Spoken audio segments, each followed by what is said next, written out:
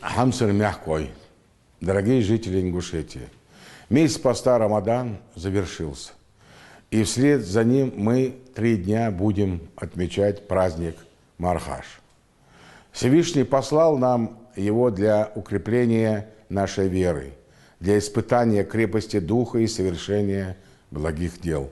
Многие жители республики все эти дни раздавали помощь малоимущим. 4-й год подряд мы проводим ежегодную благотворительную акцию «Мягкий сах», в рамках которой более 4000 семей получили помощь к празднику.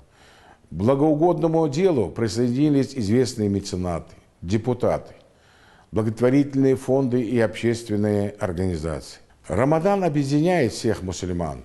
Этот месяц – благодать от Всевышнего. В этот период мы не только воздерживаемся от пищи и воды. С помощью Всевышнего пост способствует нашему духовному очищению, раскаянию в плохих поступках и прощению друг друга. Я хочу пожелать нам всем мира, здравия, чтобы иметь возможность и в следующем году держать пост и заниматься благими делами. Искренне поздравляю всех с праздником Мархаш. Желаю добра, мира и спокойствия.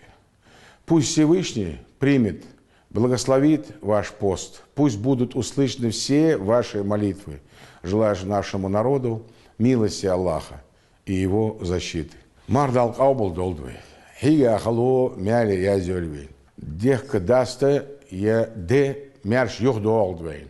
Ирыз долж беркати хылд галгай камын вахар. Амин.